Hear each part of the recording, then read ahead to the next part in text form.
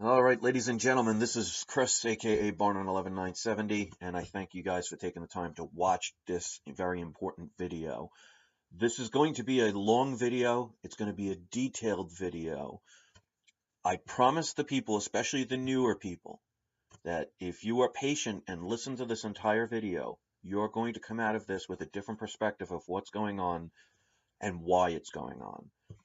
And I realized one of my gifts is the ability to be able to teach people things to make it so they can understand it. And I always found that the biggest problem people have, even that are trying to learn this, is there are plenty of people out there with a lot of intelligence, with a lot of information. But if they don't know how to present it in a way that you'll understand, you'll get frustrated, you'll give up. It's almost like, for example, if you were a person, let's say, entering ninth grade, and you're about to learn your choice of whatever language you want to learn, and you decide that you want to learn French. Now, you don't speak a word of French. And on your first day of class, you sit down, the teacher comes in, and he teaches you by talking to you only in French. You don't understand the language, so you're going to have no idea what he's talking about. And it doesn't matter how much he yells, what big words he uses, how much he tries to describe it to you. If he doesn't allow you the ability to understand it, eventually you're just going to say, well, he's not helping me at all. He's saying a bunch of words I don't understand, so forget it, I give up. And I find a lot of people have that problem. Some people won't admit that, or they'll only partially understand. And that's the mistake I've been even making in the beginning of all of this information that I've been learning. The first couple of years, you learn bits and pieces. So if you don't know the whole piece of the puzzle or the majority of the puzzle, you start sounding almost crazy. It's like, for example, like I said, with the person learning French. Let's say he learns a word here and there, but not enough to formulate a sentence, and he just starts regurgitating certain words that don't form a sentence. People are going to have no idea what he's talking about. So they make this puzzle so hard that even if you know bits and pieces, if you don't know the whole thing or the pattern of even why, you'll never get it, and it's going to sound crazy. So now I understand, with all the knowledge that I have over years of working with very intelligent people who have helped me, and me having to figure it out and trying to put the puzzle pieces together, I can understand how a lot of us sound almost ridiculous in the beginning because we're trying to be helpful, but we don't have all the information. And if you only know bits and pieces, you're not going to sound like anything that's comprehensible. So now that I'm at a level where I'm comfortable enough, I'm going to answer some questions from a subscriber who has some very good questions. And then I'm going to go into the whole details of what happened, why it happened, how it affects you, and how you can get out of this corrupt system. Because if you're here watching this video, especially if it's the first time, you've always had it in your mind that things are corrupt. You've heard things here and there, but you never knew why or how. I'm going to do that for you. But first, I'm going to ask this person, answer a couple of his questions, and I wrote down what he asked. His name is Shafe Studios, LLC. Question number one. Is it common for countries to be corporations? Okay, very important question. Every country pretty much on the planet, I can't guarantee if every one of them, but I know the major ones, and that's one of the reasons why our country is trying to attack so many others. The majority of countries are corporations. Now, we have to understand what a corporation is so you understand it, because his questions originally arose from my video I made last night, how I found the DC code that says the United States is a corporation. Now, when you think, this is where the deception starts. It's all in wording. If you don't understand the terminology and legal definitions and codes, they are going to trick you with what they call hidden in plain sight. In other words, you'll see something, not pay attention to it because you just think it's just something out of the ordinary, when in law, it means something different. So, the fact that you asked the question is really good because it'll be easy for you to understand what I'm about to say, because your name is Shafe Studios LLC. Well, LLC means Limited Liability Corporation, which means you've incorporated that business name.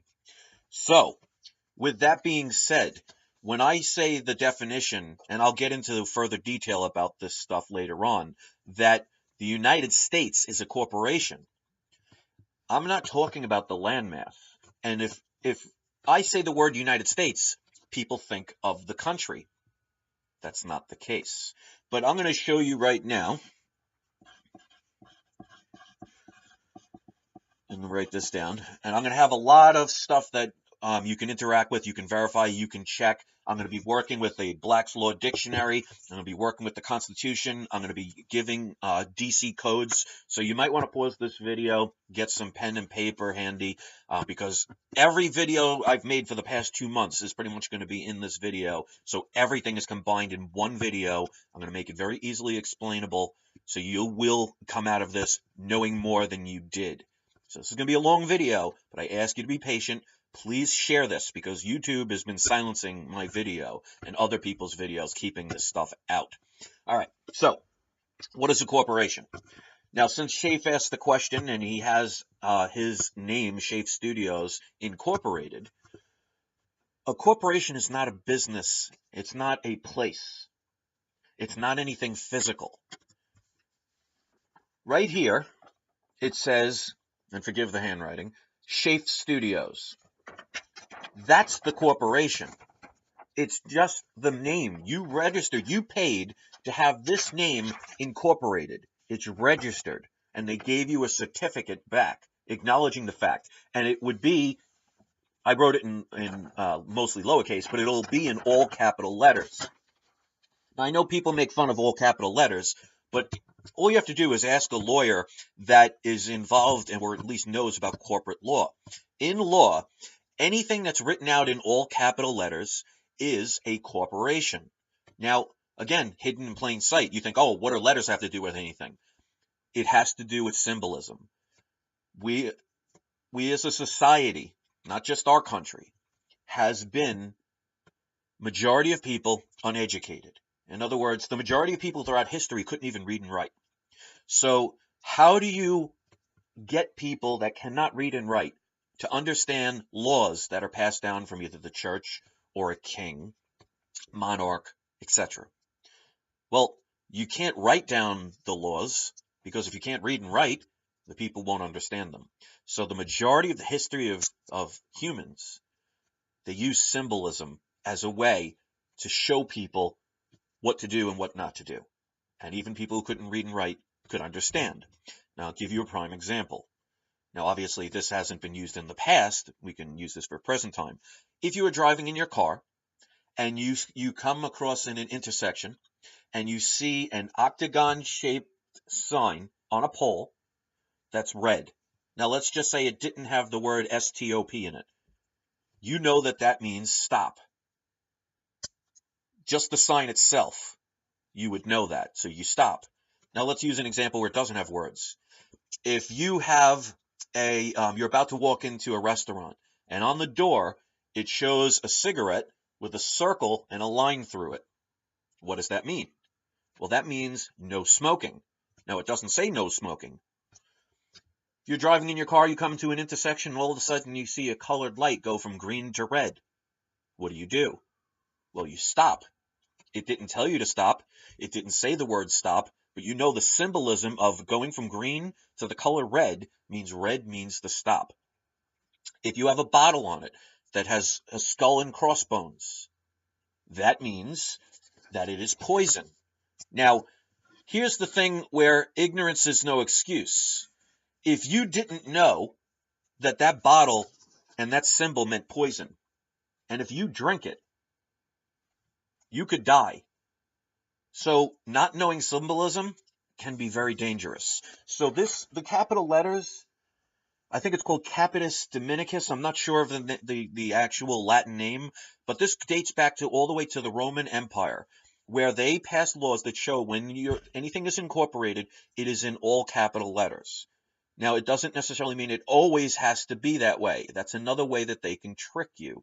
So when you say the word United States, people automatically assume that means the continent of America. It does not. The corporation here,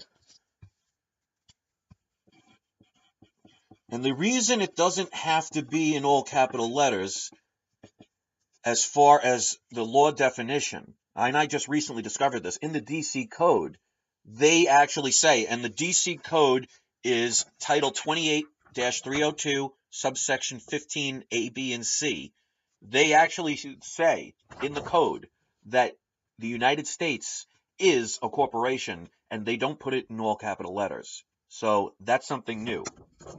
Okay? So when you think of North America, or America, you think of the country.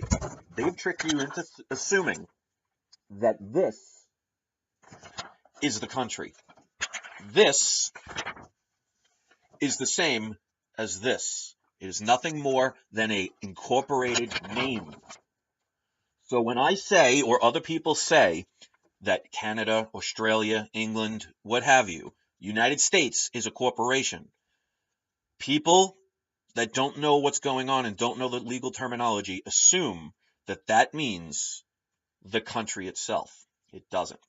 Now let's get into your other question, and I'm going to go further into detail explaining this stuff, so hold on to everybody else. I just want to answer the questions really quick, and then I'm going to go and really boil down what's going to be happening and what you're going to learn and the deceit.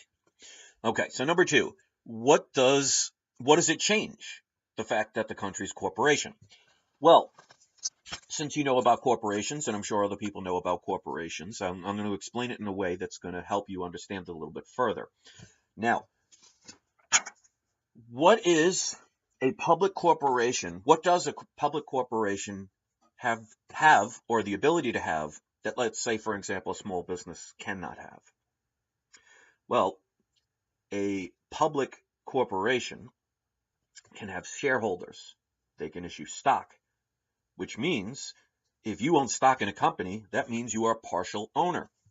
So the fact that the United States, that Canada, Australia, England, again, all other countries, they write a corporate name, and that's the corporation, not the landmass.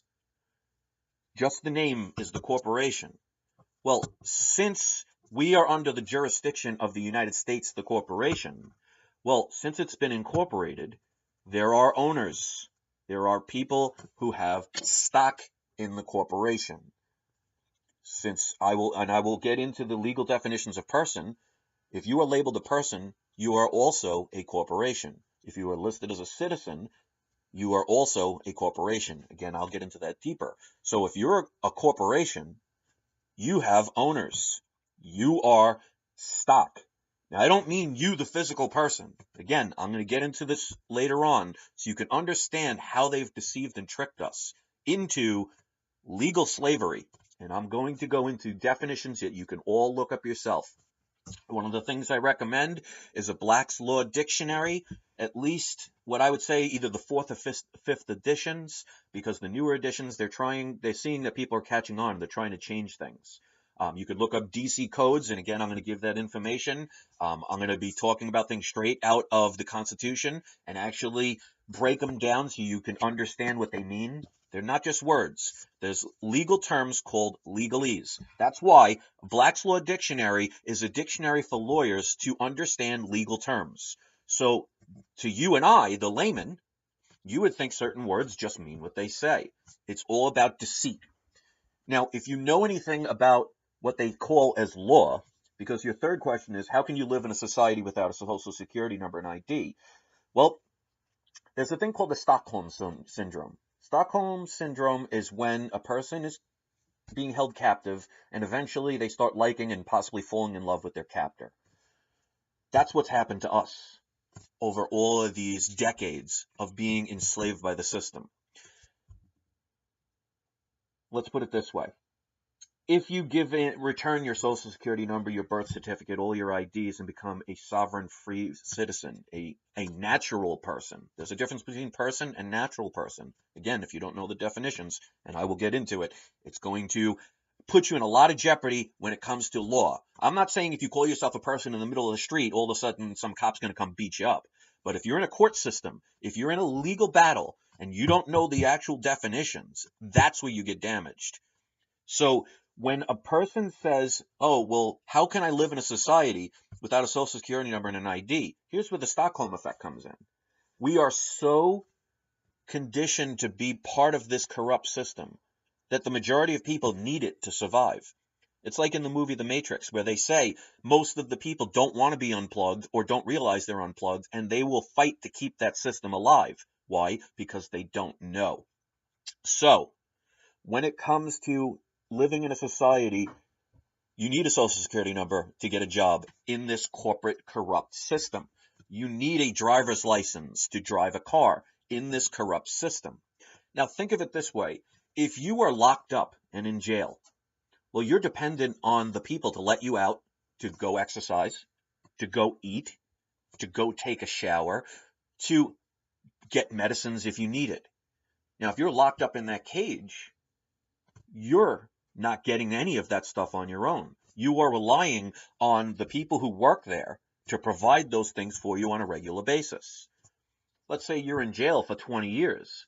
You are so used to them taking care of you that if they opened that cage and said, you're free to go, most people would actually commit another crime to stay in there. And they've done this several times because now they're so used to being conditioned to wake up at a certain time when they're told, to eat at a certain time when they're told, to shower at a certain time when they're told, to have everything provided for them, that if you're out on your own, they're so scared to do it at this point.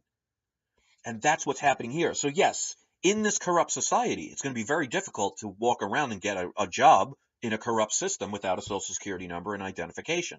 The idea is, once we all decide that we no longer want to be in the system, that game is no longer required. Let's get into the history of everything. So this way I can really break down everything that you need to know. Now, we're not going to get into all the way back to 500 centuries ago and things like that. I'm only going to be talking about the United States of America. So if you're in another country, some of this stuff is not going to apply to you because different countries have different laws. So if you live outside the United States, the parts that I talk about with admiralty law, that is going to apply because that is the real law. They don't tell you about real law. What they give these days, they call law, but it's nothing more than acts and codes. Well, if you know the hidden meaning behind language, where else can you find an act? How about in a play? Where else can you find a code? Well, if you've ever had a message to decode, codes are hidden messages. So they're telling you right again in hidden in plain sight that what they tell you is supposed to be laws is actually acts and codes. In other words, things that you have to decode, which are hidden secret messages, and acts, which are things that are found in plays. And you have people that are actors. I'll get into that more about the meaning of things. So let's start out with the Civil War. We're going to start from that point because that's the most relevant. Civil War was us being told was about freeing the slaves. Now that had part to do with it, but if we've learned anything about even recent wars, they need a reason and justification to have a war so they can complete an agenda behind the scenes. Prime example, the Iraq War, we were told that the reason we were going to invade Iraq was because we were looking for weapons of mass destruction. Did they find any? No. Did they continue the war for several years? Yes. What did they do? Well, they changed the government. They got a person out of power that was trying to make their own monetary system backed by gold. We took over their oil. We took over their lithium. We took over their resources. Governments will lie to you and tell you a reason why they're going there to justify it.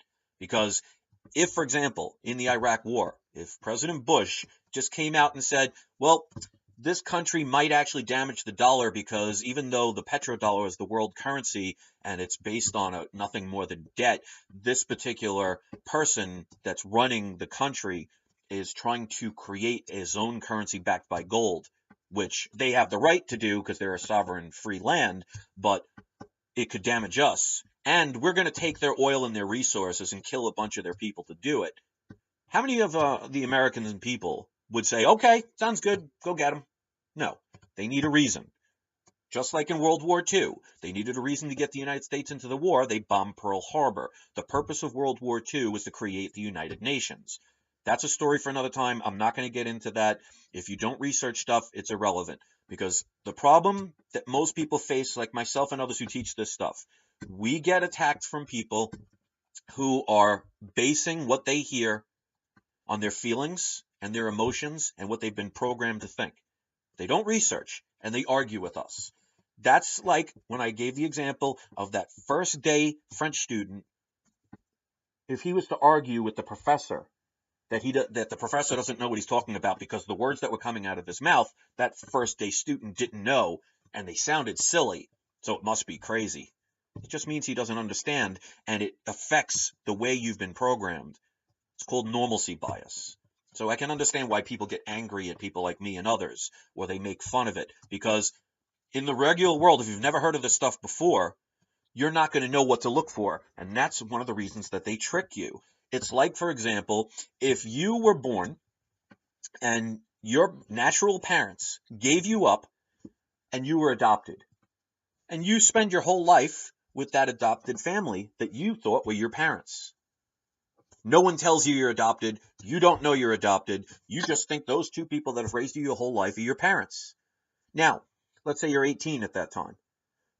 Between the age of 0 and 18, how many years did you spend looking for your real parents?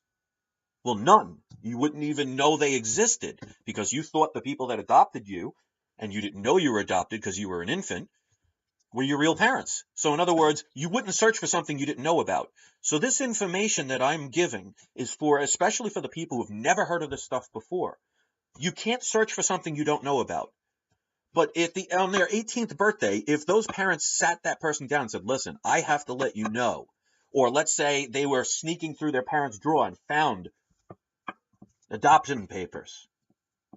The only way you will search for something is if you discover it or somebody tells you about it.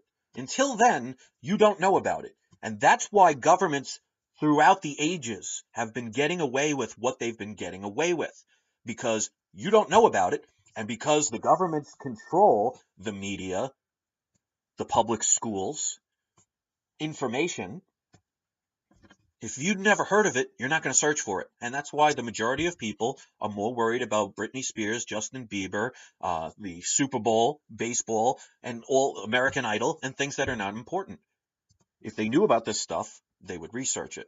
So that's how they've gotten us for so long. And the reason why a lot of people are waking up now is because the one thing they don't control, which they are trying desperately to control, is the internet.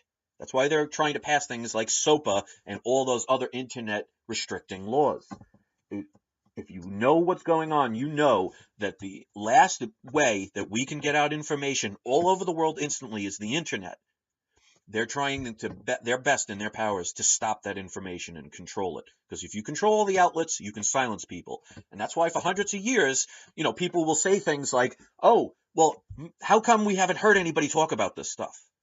Well, how many people do you hear on the media talk about 9/11? Now look at the media we have today. Look at the instant messages that we have. And there are how many thousands, if not millions of people that say 9/11 was not done the way they said it was.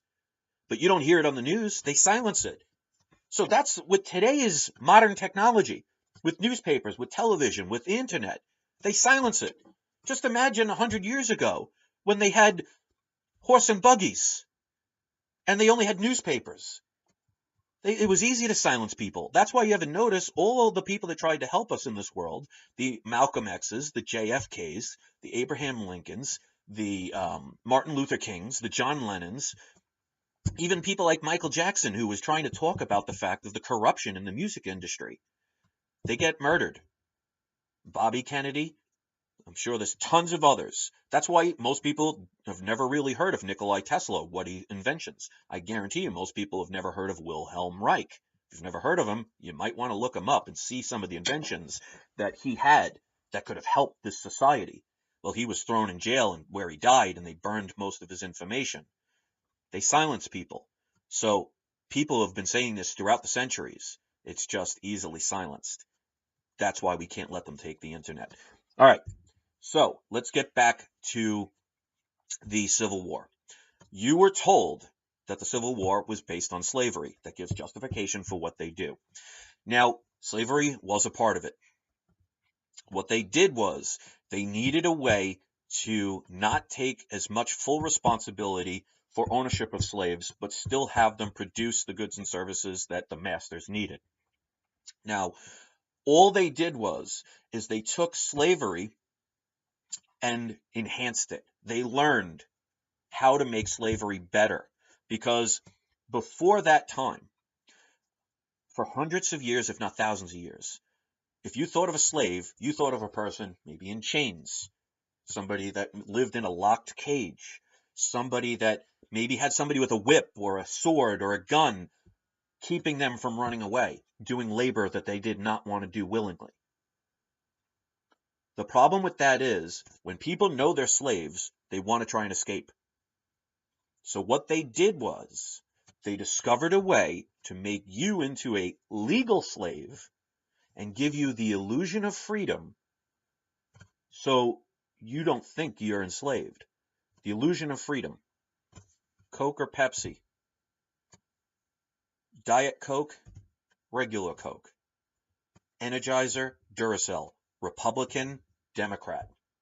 Because in a free society, shouldn't anyone be president? Why is it always Republican and Democrat? So what they're saying is you can choose this evil, corrupt politician on this side, or this evil, corrupt person on this side. It's almost like, I'm going to punch you in the face. Which hand would you choose to hit you? This hand or this hand? Well, you have the illusion of choice because you can pick which hand is going to punch you, but they're going to punch you and hurt you. So they give you the illusion of freedom. That's why they slaughtered Native Indians, Mayans, Aztecs. It was the Europeans that came over here to claim this land, because before they got here, the people of the land, the Mayans, the Aztecs, the Native American Indians, Eskimos, any different culture, they didn't own anything. They were in touch with the land. They were free to roam wherever they wanted. Sometimes there's consequences for that, but the majority of the time, they lived in harmony with the land and within one another. It's when the Europeans came over, slaughtered them all, took over the lands, is when they got people to be conditioned that you need to own a piece of property. Well, you can't take it with you. You can't own it. Ownership is an illusion and a way for them to profit off you. All right, so like I said, this is going to be very detailed because I want people to understand this completely. So, Civil War. Civil War divided the country. It basically had to do with the South no longer wanting to pay taxes, and not as much as what the North was doing. It didn't have to do with slavery. It actually had to do with taxes. The war cost a lot of money. The country was on the verge of being bankrupt. And what happened was, to prevent that bankruptcy from happening, European banks came in and took advantage of a situation and gained control of our country. The Bank of England, which is owned by the Rothschilds, basically came in, and on February 21st, 1871, they went to the 42nd Congress, and they basically told them, if you don't want to go bankrupt, now, of course, I don't know word for word, I wasn't there, but basically in a nutshell, the Rothschilds and other owners of international banks said, we will bail you out. We will give you the money, preventing you from being bankrupt. But you have to do what I'm about to explain. So basically, they created the Act of 1871. Now, there's a little bit more before that, but I'll talk about the Act of 1871 first before I talk about some of the amendments. Basically, what happened was our government, our Congress, sold out our country, and behind our backs, without us knowing, agreed to accept God knows how many millions of dollars to stay silent. And they created the District of Columbia, and they created a new government in the District of Columbia, which is only approximately a 20 square mile radius. And they named it the United States and had that name incorporated. So again, I'm not talking about the entire country. I am talking about a name.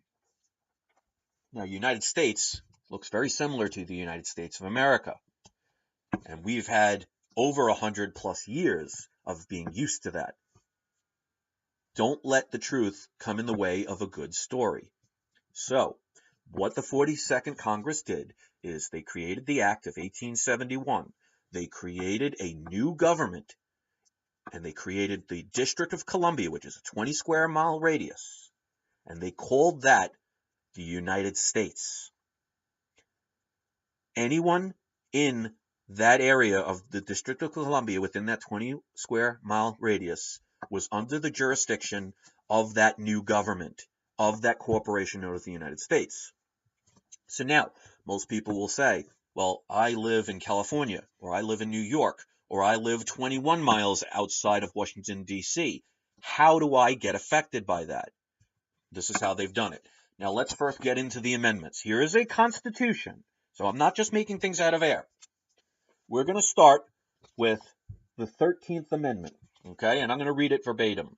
This was December 6th, 1865. So this is what I was talking about. Before the Act of 1871, they already started the process of gearing this up to prepare to enslave us all without us knowing it. So the 13th Amendment, and I'm going to break down the definitions. Neither slavery nor involuntary servitude, that's very important, except as punishment of crime, also important, whereof the party shall have been duly convicted, shall exist within the United States, or any place subject to their jurisdiction. Now let's break that down. Now you notice it doesn't say United States of America. It says the United States. Now, if you look up DC Code Title 28, 3002, Section 15, it will tell you under DC Code that the United States is a corporation. Now I'm talking legal terms. I'm talking about a piece of paper, not the landmass. The United States is not the whole country. It is the 20 square mile area located in Washington, D.C. So if you look at that DC Code, it will actually show you that it is a corporation. So now 13th Amendment, they're talking about freeing the slaves. Now look at how they define it.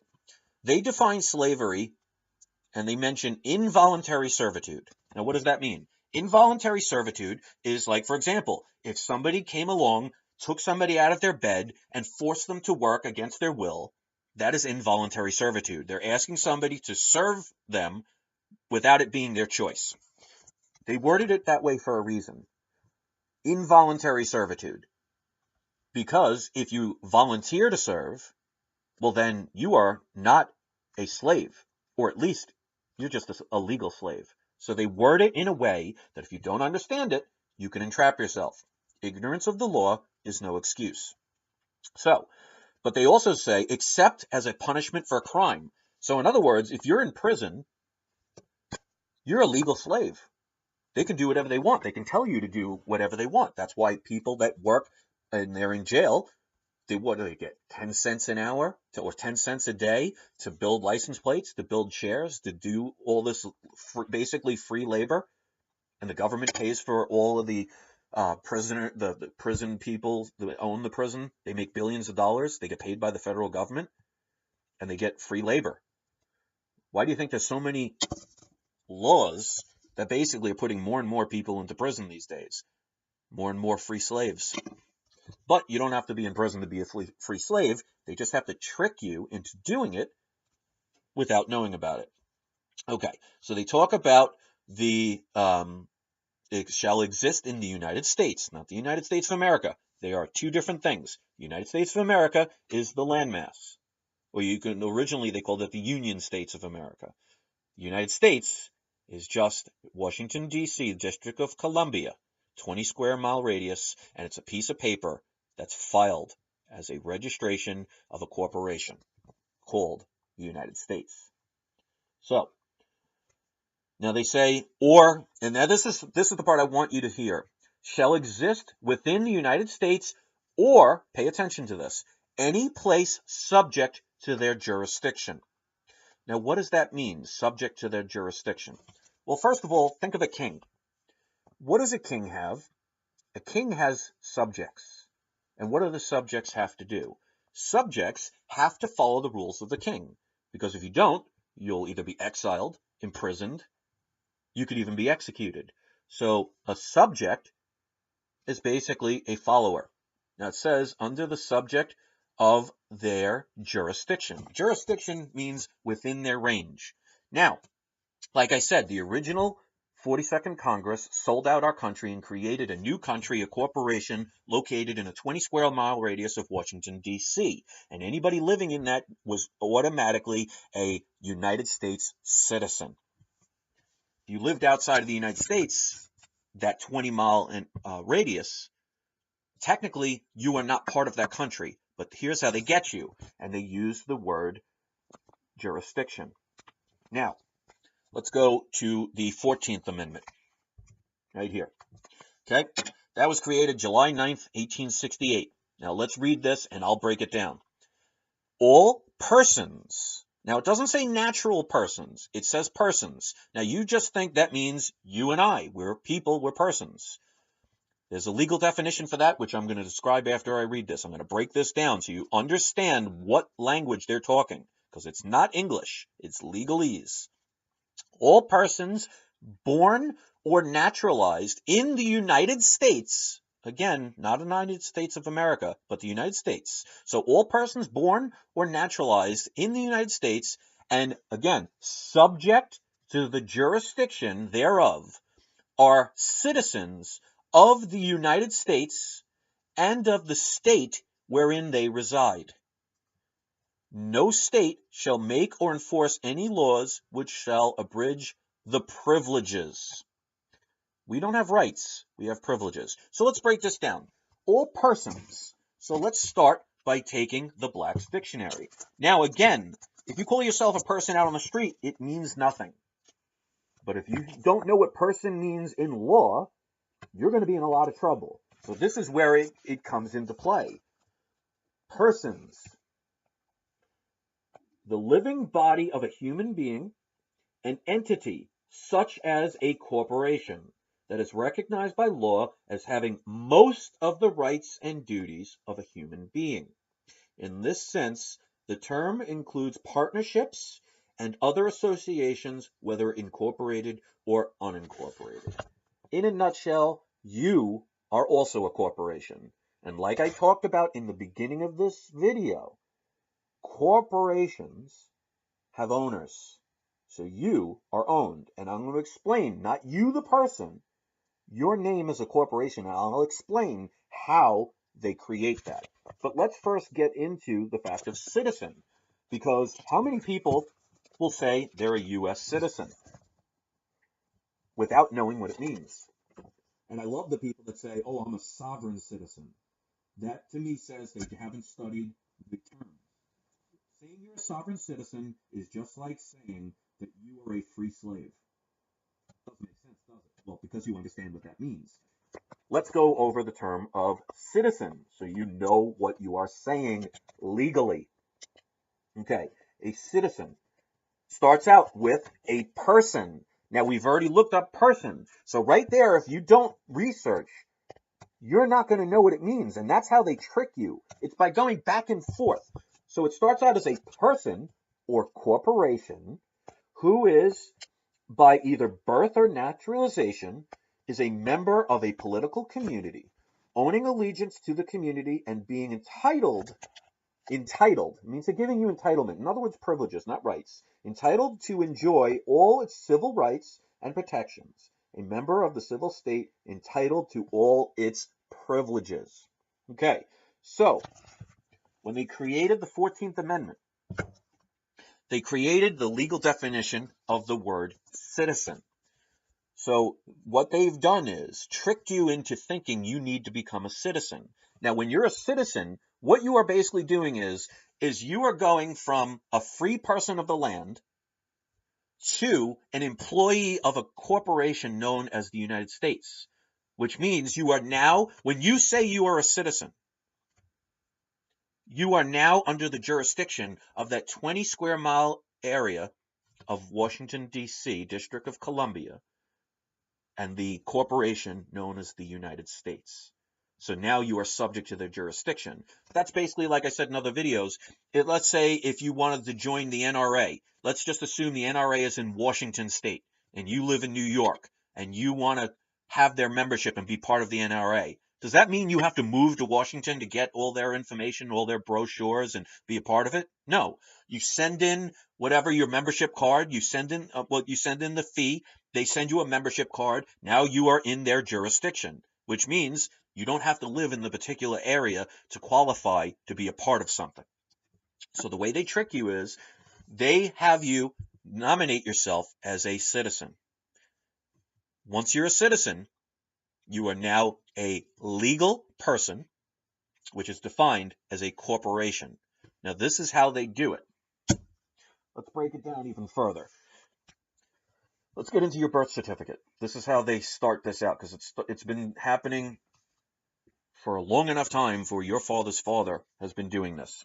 Okay. Do I need to get into the 15th Amendment first? Let me get into the 15th Amendment first before we get into the birth certificate. Okay, 15th Amendment. That was on February 3rd, 1870, right before the Act of 1871. The rights of citizens, now we've already described that. Citizens are persons, persons are corporations, of the United States to vote shall not be denied or abridged by the United States or by any state on account of race, color, or previous condition of servitude. So what they're telling you is they gave you in the 15th Amendment the citizen's right to vote. So in other words, to be able to vote for the country and the corporation known as the United States, located in Washington, D.C.'s 20 square mile radius, District of Columbia, you had to become a U.S. citizen, which means you are now under the jurisdiction of that little area. So you've basically created treason. You've committed treason against your natural-born sovereign country of America, decided to unknowingly join that little country in Washington, D.C., District of Columbia, and become a U.S. citizen. You're no longer an American. You're a U.S. citizen. So if you've ever registered to vote, if you've ever paid taxes, if you've ever had a driver's license, what's one of the first things that they ask you to check? Are you a U.S. citizen? When you write yes, you have now subject to yourself of the jurisdiction of that corporate entity without knowing it, because they're definitely not going to tell you. Now, it's all based on trickery, and I'm going to use a hypothetical situation. I'm not saying this exists, but if you know anything about the history of the origin of vampires, vampires cannot enter someone's house unless they are invited in. I don't know why. That's just, I think it's symbolism to tell you about what governments are doing and how they get away with it. So they use allegories. It's in the Bible, it's in movies, it's all over the place. Allegories are everywhere. They're stories that the ignorant think as entertainment and the smart know as hidden information. So a vampire can come to your door.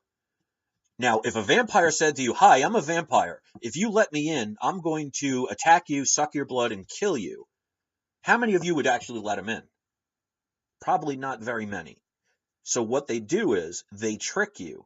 They make you invite them in, not knowing who they are. So you've invited them in, but they did it in a sneaky, dishonest way. So let's say there's a vampire, and again, I'm not saying it's real. This is just meant as an allegory. Let's say a vampire dresses up as an electrician and says, "Hi, I got a call that you were having problems," or they'll just say, "We're having problems in the area. I need to come into your house to test your circuits." And you turn around and say, "Oh, okay, come on in." Well, now you've invited that person in. Now he can kill you. He could suck your blood. He could do whatever he wants to you. But he couldn't have done it without your permission. But because you didn't know that person was a vampire and he tricked you, well, you still pay the ultimate price. So that's an allegory in how governments have tricked you into giving away your sovereign, free, natural rights and becoming an entity of a corporation known as the United States and becoming a United States citizen. You've given up your rights to allow yourself to be part of a company and now have privileges. So let's get back into the birth certificate. This is where it all starts. Now, Before 1921, there were no birth certificates. There was no registration of births. What would happen is families would basically enter in the family's names of the people that were born, marriages, and even deaths. They would basically put them in their family Bibles. This was actually considered a lawful way to record births. There was no requirement of the federal government. Between 1921 and 1933, people started registering birth certificates, marriages, deaths with the government, but yet it was not a law. It was not required, but people were starting to get trained. The way to create a law that entraps people is first you have to get them used to it a little bit, so it takes a while. 1933, our government went bankrupt for the final time. Now, what happened was, after 1933, when Roosevelt confiscated all of the people's gold, we ran out of money. After that, all new money had to be borrowed into existence. Now, all states started issuing serial numbered Social Security numbers, certified warehouse receipts for births, marriages, deaths, to pledge people as collateral against any new loans. Let's get into your birth certificate so you can understand what that means and why you are not who you think you are and what you're told you are. And there's a difference between you, the natural person, and the way they've tricked you into legally defining you as dead. The real law of the planet is admiralty law, law of the sea. And it doesn't literally mean it has to literally be in the water for it to qualify. It is all based on hypothetical situations that they can get around. Now, I'm not an expert in everything, so I'm not going to know exactly everything, but I'm giving you the 101 versions of everything. So, admiralty law is law of the sea, and I'm going to give you a whole information that is either one hell of a coincidence, everything I'm about to say, or it actually has meaning. Again, hidden in plain sight. Now, before I get into the birth certificate, let's talk a little bit about what hidden in plain sight means, so you can understand that. This is how you can get information from people without anybody else knowing about it. Let's say you and I live in New York City, and I discover that I get inside information that they're going to nuke New York City on a certain day. And I tell you, well, I can't tell the world about it. I'm only going to tell you. I'm going to save you. And I'm going to leave a symbol that will, once you see it, you'll know to leave, because the next day the city is going to be bombed. So let's say I say, all right, every day I want you to go to Madison Square Garden. And if you see on the Madison Square Garden sign, if you see a Donald Duck doll hanging from that sign, that means get out of the city, because the next day they're going to bomb it. Now, if you walk there every day and you don't see the Donald Duck, you know that nothing's going to happen. One day you walk up there and you look up and you see a Donald Duck doll hanging from the sign. You know that's code for you to leave. Now, how many millions of people live in New York? How many thousands of people walk past that sign every day? Let's just assume some of the people look up and they're like, wow, what is there a Donald Duck doing hanging on that sign? Well, it's right there in front of them. Some people may even acknowledge it. But if they don't know the meaning behind it, it means nothing to them. So that's what I'm talking about with codes and messages and hidden in plain sight, that you could put things right out there in front of people that you and I, or the common person, because not me now, but the average person would see just as words or just as symbols, would just assume that's what they are. And if you don't know the meanings, whose fault is it? Because all the people that didn't know that that hanging of that Donald Duck hanging from that sign meant that the next day Manhattan was going to be nuked. Well, anybody that stayed there, not going to be there for much longer. So if you don't know what's going on, you suffer in the long run. And again, I'm only talking legally. So without further ado, let's get into the birth certificate. Admiralty law comes into play when it comes to your birth certificate. And there's a lot of symbolism and phonetics in words. And when I start mentioning them, you're going to see that, like I said, it's either one hell of a coincidence or it actually means something. And they're trying to tell you if you're smart enough to decode it. So, birth certificates. They didn't just create that word for no reason. Before planes, before trains, before anything, when one country wanted to send products to another country, when they were doing commerce, they would send them via ship. When a boat comes to shore, it docks. Okay. A boat is a vessel. So when a boat docks to the shore with its products, okay, it is called, has reached its berth. Now, it's not B-I-R-T-H, it's B-E-R-T-H, but it's berthing, which means the ship has now arrived. When the captain of that ship wants to bring all of their goods off the boat into the new country, they have to first show a certificate of manifest to show the identity and the items on the ship. Now, your certificate of manifest is going to show the name of the product, its registration number, country of origin, etc., giving information. So it's being birthed from the vessel to the dock. So your birth certificate is your certificate of manifest. Your social security number is your registration number.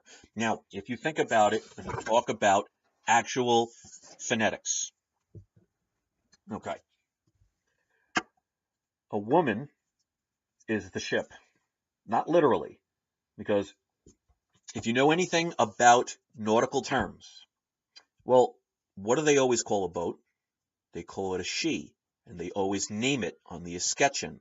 Well, if you know what an escutcheon is, if you've ever seen it in a court or anywhere where a family crest is, that little area that's holding the family crest, in other words, the family name, is called the escutcheon. So when you're in your mother's womb, you are in basically her birth canal. Well, you're coming out of her birth canal, but you are in amniotic fluid. In other words, you are in water. You are connected to the mothership. Interesting choice of words that they use for that, the mothership, through an umbilical cord. The umbilical cord is connected to her navel. Well, if you know about the military of the sea, it is called the Navy. Now, I'm not saying naval and Navy are the same word. I'm saying phonetically, they're associating naval with Navy. So you are in water. When you are birthed through a vessel. She is the vessel of the carrying of the product, which is the child. Birthed through the birth canal, where you are delivered by a doctor or a dock. Again, I'm not saying when a ship docks, it's not the same as a doctor. I'm talking about the similarity in the phonetics. So you come from water onto dry land. You come from a birth canal that was submerged in water into dry land where they cut the umbilical cord. They create a certificate of live birth because you are a live human being at that point.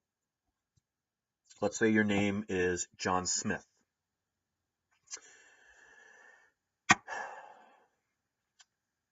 When you are born through that womb, through the doctor, they create a manifest. They call it a certificate of live birth. They talk about the parents, in other words, like the country of origin. They give you a social security number.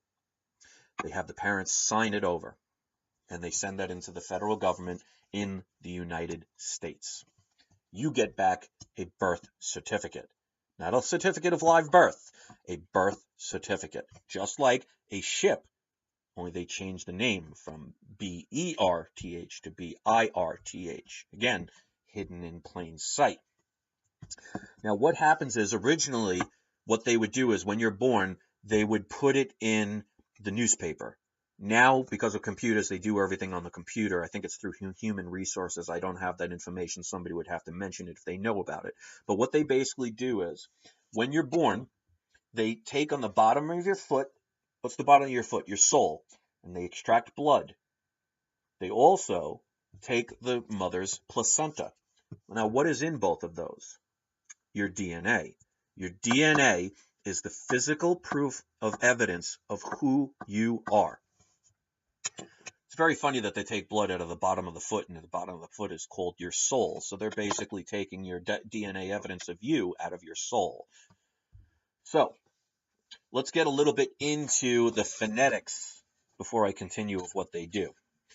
Because, like I said, you are going through a birth canal through your mother, who's a vessel. She's the ship. You're the product. You are delivered. Now, what else can be delivered? Well, a package can be delivered, can it? It's the same thing. And when you are on a ship, well, what else can be shipped? A package. Let's get through some of it. Because if you think about even when it comes to money, I'm going to show you how it has to do with actual admiralty law. Where do you get money? You get money from a bank. Where else can you find a bank? Well, you can find a bank on either side of a river. You have river banks. Now, what does a river do? A river flows to the sea. What's another name for flow? Well, current. So what does a river do? It flows to the sea, or current sea. What's another name for money? Current sea. So let's get into the whole fact of when you are born. They make a certificate of live birth, which you just think is just them registering your name so they can keep a tab of who's a person in the United States. What they do is they extract your DNA, and then they post your name in the newspaper, and then now they do it, I think it's through Human Resources, but what they're doing is they're basically saying, we found this DNA from this particular individual. Can somebody please claim it? It's like a lost and found. And when nobody comes to claim it, because you don't know you're supposed to, because they don't tell you about this, they're basically committing fraud. And what they do is they legally pronounce you dead at sea, and they create a fictional character, a corporation known as a person, John Smith.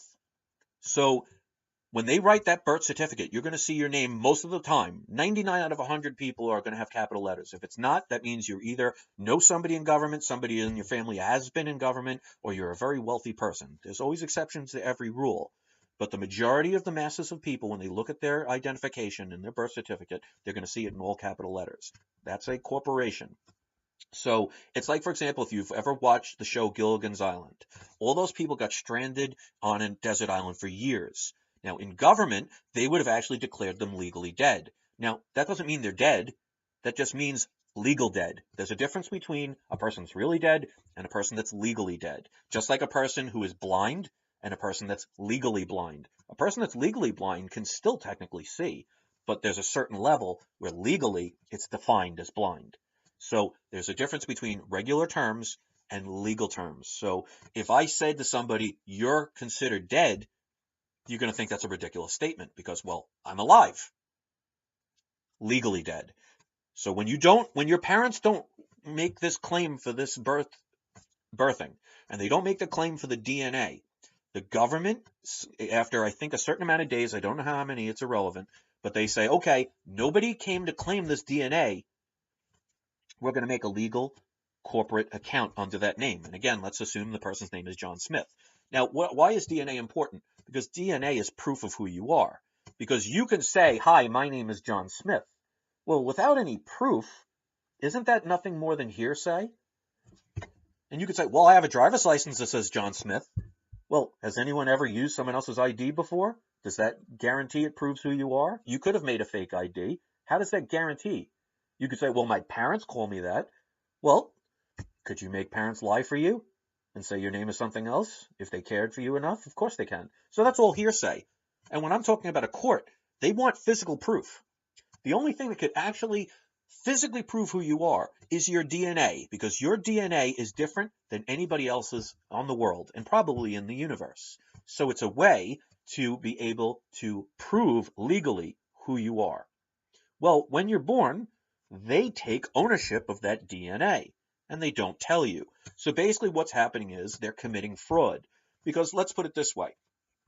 There's a thing in law where it's full disclosure of information that can protect you from somebody trying to lie and scam you. In other words, let's say, for example, you want to go buy a brand new car and you look through this one particular dealership, I'm not going to say any name of a car, and you find the car of your dreams. It's $30,000. It's everything you want. You took it for a test drive and you loved everything about it. And they're like, this is the car I want. I got the $30,000 right here. I want this car. And they say, okay, sign here. And they say, by next week, we will have it delivered to you. So you sign the contract. You think you are going to buy that very car that you drove off the lot. Well, that you're driving around, test driving. A week later, they tow the car to your house. You try and start it. It doesn't start. You lift up the hood and find out there's no engine.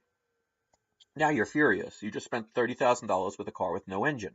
You go back to the dealership and you say to them, I bought this car. It has no engine. What are you doing? And they turn around and say, well, sorry, you signed a contract, so you're stuck with it. Well, no, because they didn't give you the full disclosure. In other words, if they would have said to you, this car that you test drove is not going to be the one we're going to sell you, or before you sign, we're going to let you know that the car that you just drove, the one that you think you're buying, we're going to take the engine out and deliver it to you without an engine, but still charge the same price as if it had one. Sign here. Would you sign? Of course not, because you've been given full disclosure. This is where the governments throughout the world trick you. They don't tell you this, so they're not giving you full disclosure. So technically, we have a case against them for committing fraud and lying to us. But the reason they get away with it is because no one knew about it. You can't argue what you don't know about. Just like I said earlier in this video, where if you're adopted and don't know it, well, how can you search for parents you didn't know existed? That's how they trick you. So let's get into the fact that when they create this corporation, again, like I said earlier in the video, a corporation has stock owners, has owners. So you're owned. You have stock in your name that's traded on the New York Stock Exchange. You are a property that is owned by people because it's based on the fact that our country went bankrupt in 1933 and they needed collateral for the loans. You are their collateral. Not you, the person, but you, the fake name that they incorporated. Because again, that's the corporation. Like, for example, if you think about Walmart or McDonald's. Walmart and McDonald's, the corporation is not the buildings. It's not the CEO headquarters. It's just the registered name. So John Smith, in all capital letters on a federal ID, in law, is a corporation, which means it has owners, your stock.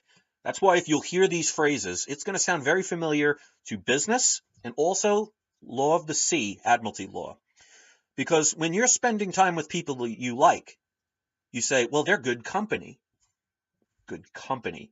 If you've ever had two wealthy people get married, you ever hear of people say, oh, they're good stock?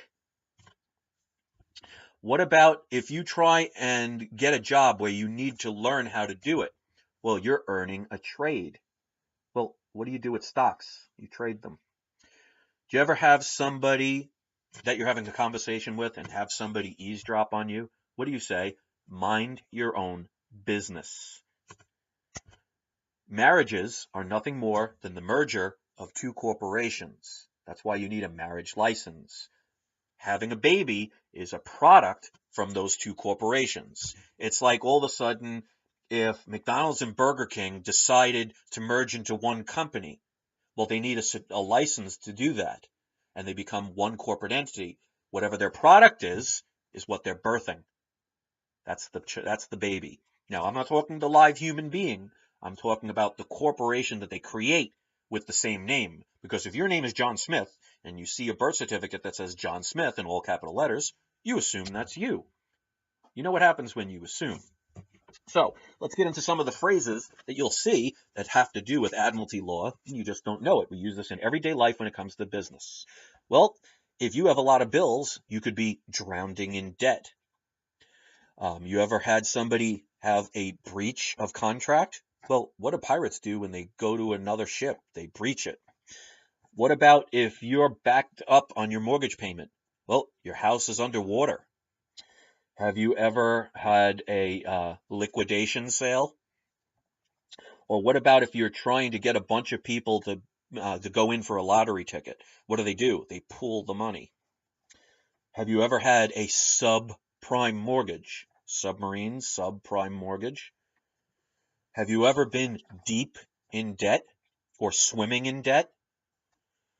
Have you ever been sailing along in life or coasting by? Or what about if you're about to get a loan and they waive the fees? You know, waive, ocean wave. Or what if you're going to harbor something, like harbor a criminal? If you're just getting by, have you ever heard anyone say, I'm just staying afloat? Or let's say tomorrow you end up winning the lottery. Somebody will say, whoa, your ship has come in. When you die, you keel over. You could say you keeled over. Well, a keel is a part of a ship. If you wanted to do something and you decide, I change my mind, I don't want to do it, you could bow out. Well, what's a bow on a ship? If you invested all your money into something and you lost it, well, you sunk all of your money into a business and it failed. Have you ever been swamped in debt? I can go on.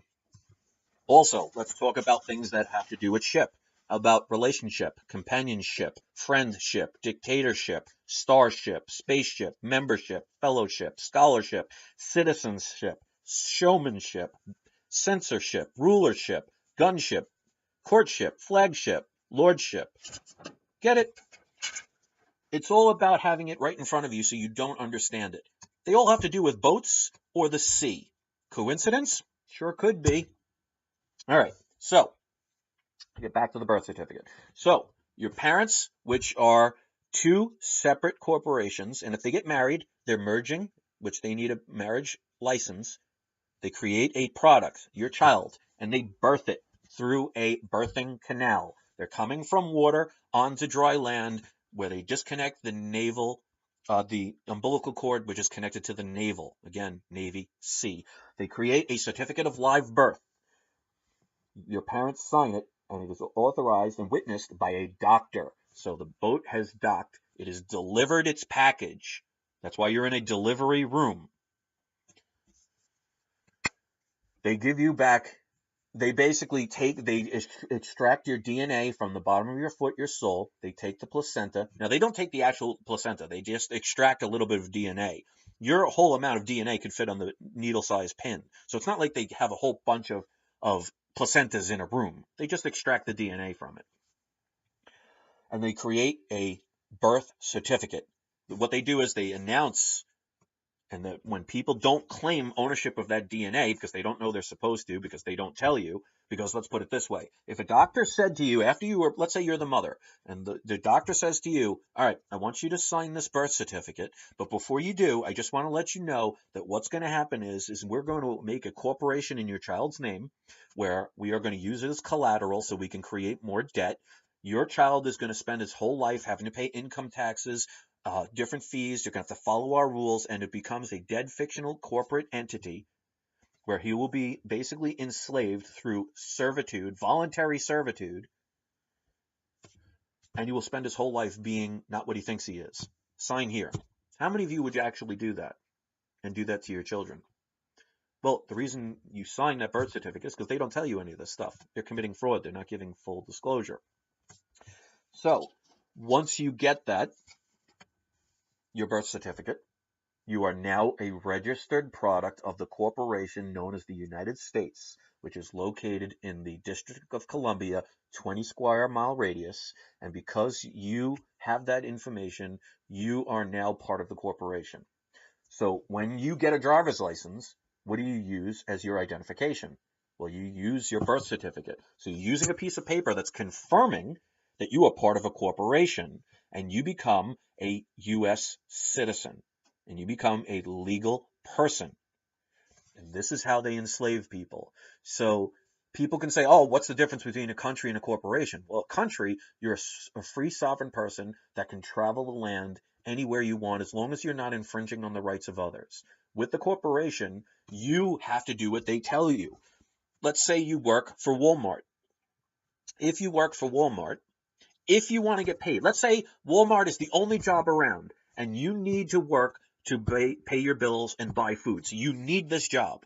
Well, if you want to work for Walmart, you have to follow their rules. So if they tell you you have to wear a uniform, Well, if you want to get paid, you have to wear the uniform. If they tell you you have to scrub toilets, if you want the job and you want the money, you will do what they say. Now, they are also responsible for you. So if you slip and fall in Walmart, they have to be liable. They will pay for the damages. So they want to make sure you're careful. So they set rules of things that you can and cannot do. For example, you can't go around as a Walmart employee punching customers, because that can create a fight, things can get damaged, and the corporation is liable. So they create rules. So if you punch a customer, you're going to be fired, which means you no longer get the money and the access to what their goods and services are, their money, their whatever, the benefits that they give that you need to survive. So they make rules, and you could be punished. Let's say, for example, you work the register, and every day for a week, your draw is $100 short. Well, they can take it out of your pay. Complain all you want. They'll fire you. So when you're under their rules, when you're under their employment, you're under their rules, you have to do what they say. And that's the difference between a sovereign free person, a natural person, because there's a difference between a natural person and a person. A person is a corporation, a natural person is an actual live human being, a sovereign person, a sovereign human. Lost my train of thought. All right. So basically what's happening is your government has lied to you. They have created a phony fictional character with your name on it, which you assume is you, which means you are now a part of that corporation, and you are a stock. You are traded on the stock market, not you, the actual person, your corporate name that you assume is you. So when you got a driver's license, when you registered to vote, when you paid taxes, you have now volunteered your servitude. Remember when I talked about that before in the 13th Amendment about slavery? You have volunteered to serve for this corporation. But like with the vampire who tricked you, your government tricked you into serving a foreign country, a corporation, and you are basically a traitor, and you're not who you think you are. Now, again, these things are all found in Black's Law Dictionary, DC Code. Like, for example, if you want to look up, get a pen and paper, DC Code 7-241 under definitions. Okay, agency. Under the law, under DC Code, the word agency means an agency, department, unit, or instrumentally of the District of Columbia government. So if you're an agent of something, you're actually, that means under law, you're part of this little 20 square mile radius. You're under their jurisdiction. You're subject to it. An individual is a single person.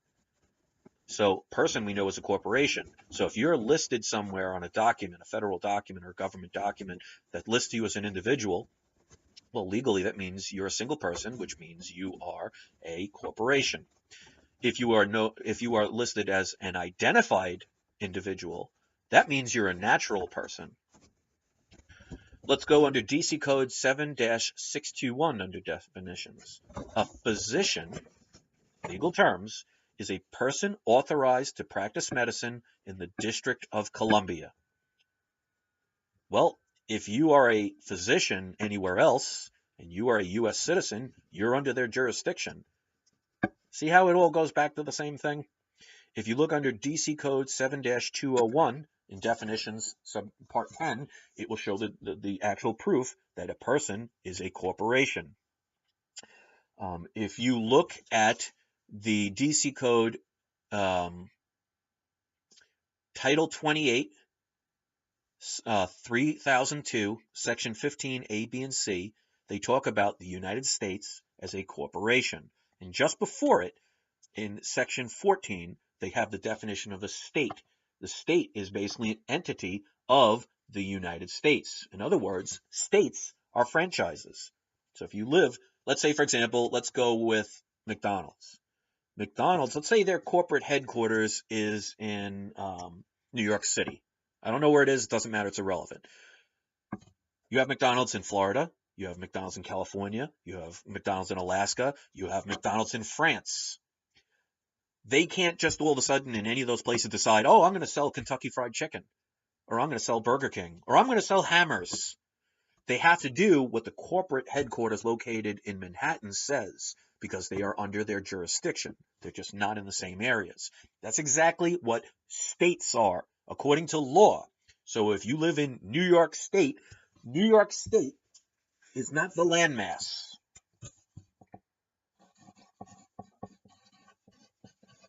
Hold on.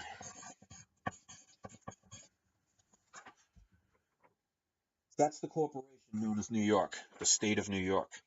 It just says the name New York. It's a registered name that's filed in Washington, D.C. So the states are franchises because the original states were called union states. They were they were basically individual countries, and they were eventually united. That's why they were called the United States of America, because what was the landmass called?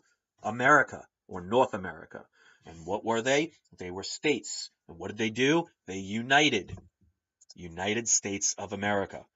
All they did was, in 1871, is create the District of Columbia and created a corporation known as the United States. You've just been conditioned because you've heard that all your life. Tell a lie long enough, it becomes truth.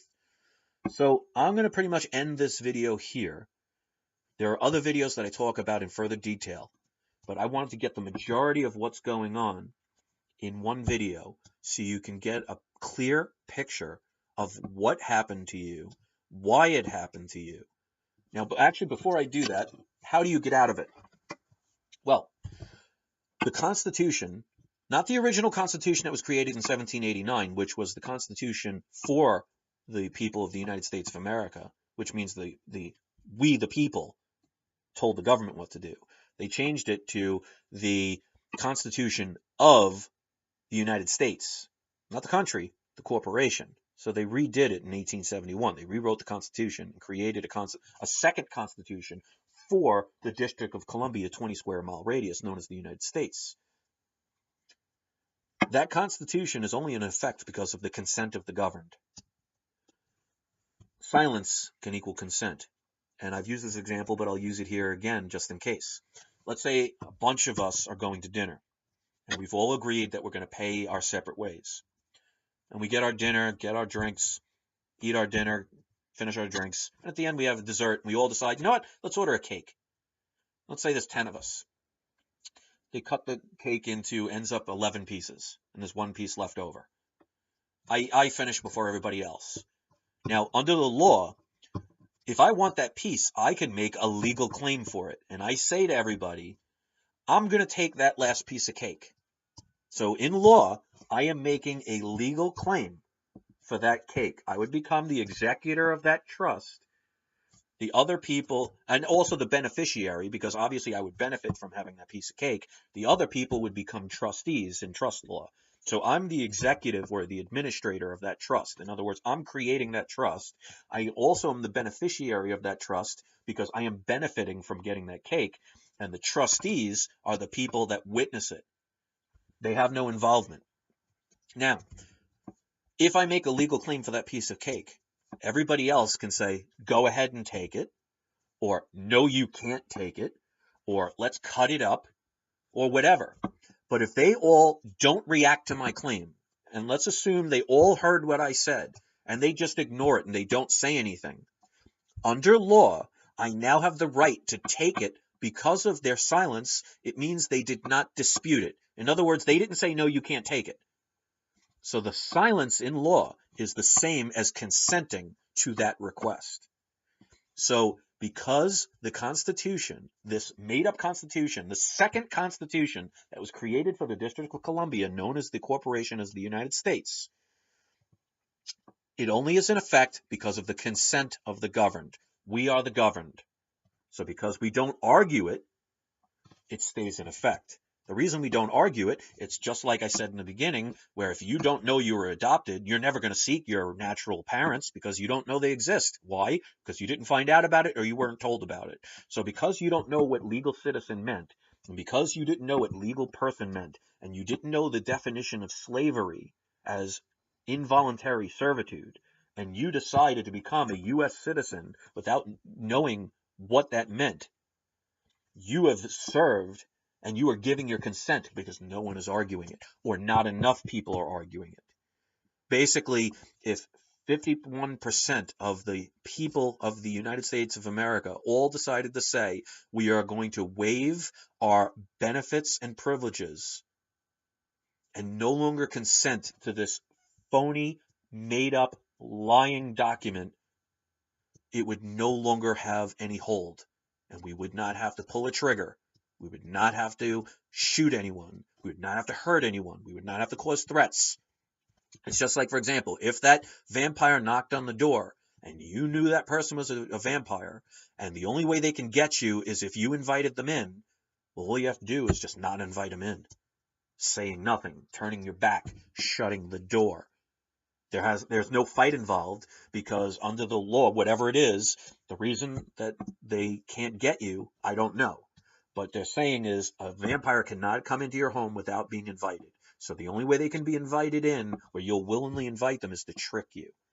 So if the people realize what's going on, and this is why I want this video spread, and this is why I want this information out, because I've been hearing from people that my other videos are being silenced because they don't want this information out, that once the majority of the people of this country, all around the world, the majority of the people say we no longer consent, their game is over. The only reason it continues is because we don't argue it. And that's why they have television. That's why they own the public schools. That's why they own the media, except for the internet.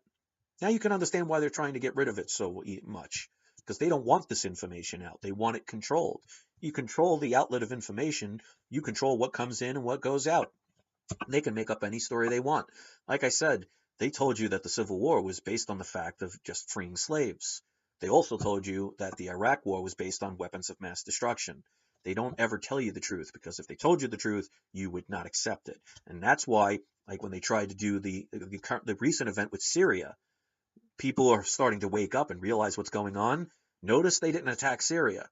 Why? Because we didn't give them the consent. And we are more powerful than you think. So when people say things like, how do we get ourselves out of the system? Well, one or two people may get out of the system here and there, but it doesn't change the whole thing, because the whole thing is corrupt because of the lie and because we have been assuming what certain things meant.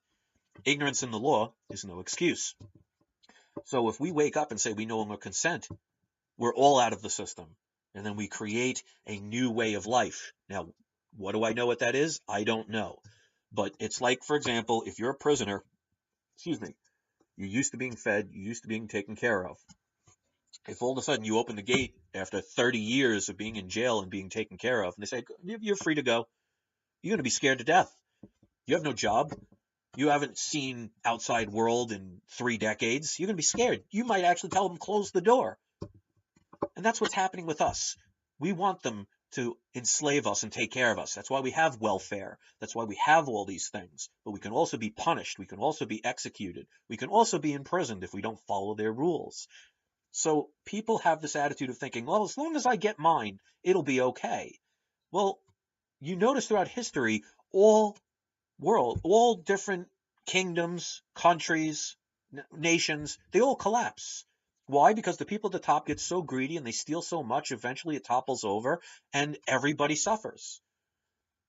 So we're either the exception to the rule throughout recorded history, or we're going to repeat what everybody else has done, which means eventually this collapses and everybody suffers.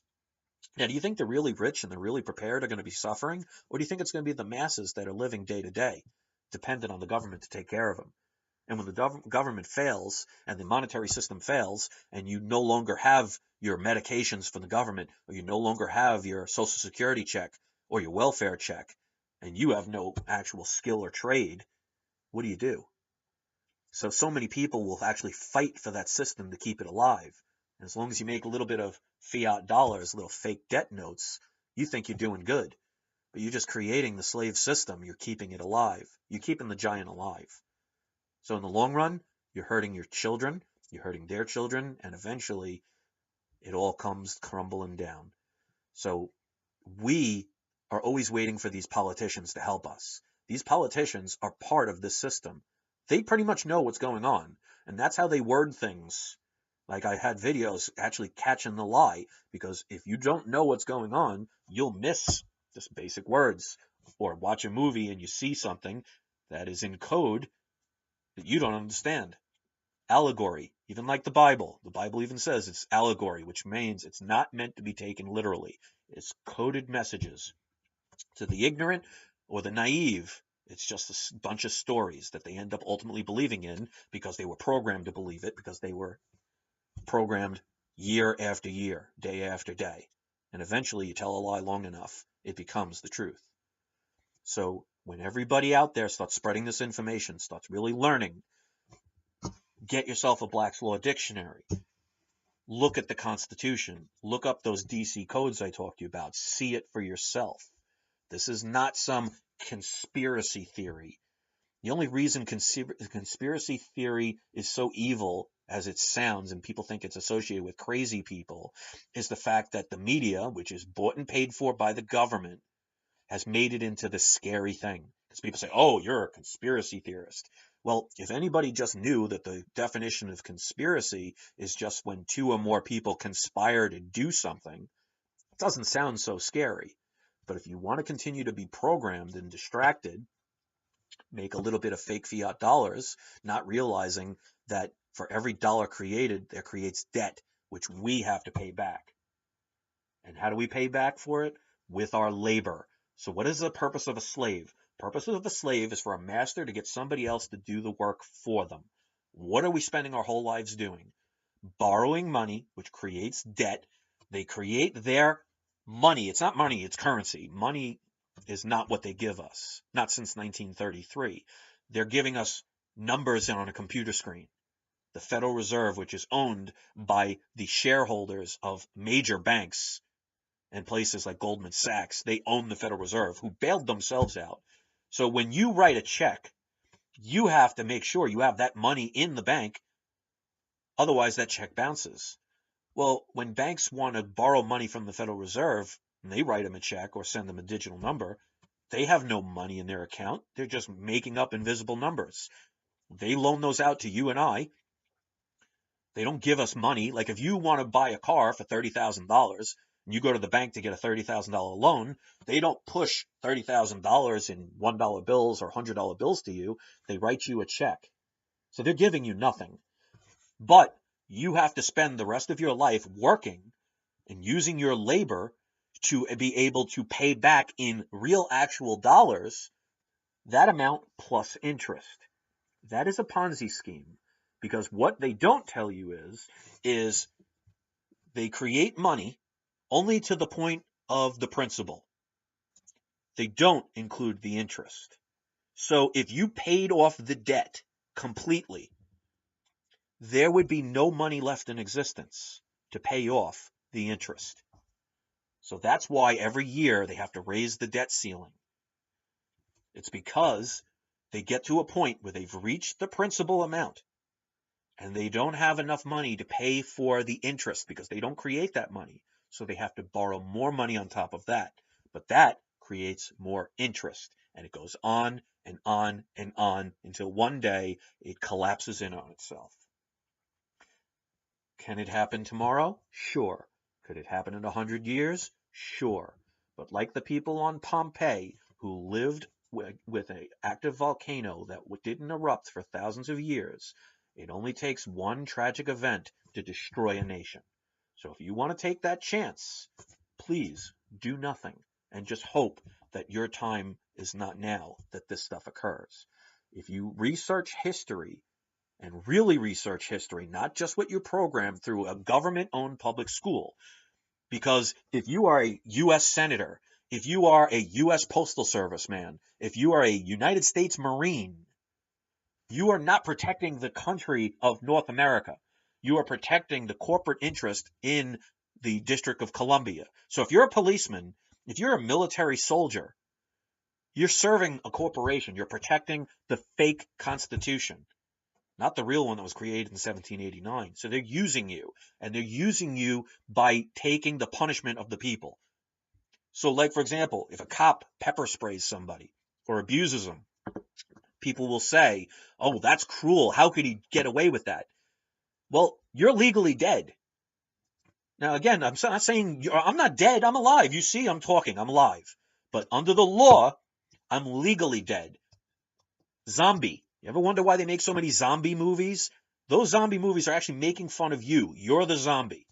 You're the living dead. That's why when a person is about to be executed, when they walk down to the execution chamber, what do the prisoners all say? Dead man walking. Well, what's the most popular zombie movie these days? Walking Dead. They're talking about you. You're a fictional character. So when a cop is beating up a citizen or a person, they're beating up their property. They have every right to do it, even though it doesn't sound right. And I'll give you a prime example of what that means. If you own a television, you bought and paid for your television. Can you get in trouble for smashing it? Of course not. It's your piece of property. You can't get thrown in jail for murdering a TV. It's a property. If you have a dog and it's sick and you have to put it down, you're basically murdering it, right? Do you get thrown in jail for that? No. Why? Because your dog is your property. Maybe cruel, but it's property. Let's say you're a cattle rancher and you raise cattle to ultimately turn them into steaks and other meats. Well, you can brand that cattle, can't you? Don't you think that'll hurt those animals? They're live animals. It'll hurt them. You get in trouble for it? No, it's your property. What are you ultimately doing when you turn a cow into meat that you sell? Well, you're murdering them. You're killing them. You're executing them. You get thrown in jail for doing that, even though they're live. They're animals. They're living, breathing species of the planet, and you're extinguishing their life by murdering them. You get thrown in jail for that? No. Why? Because they're your property.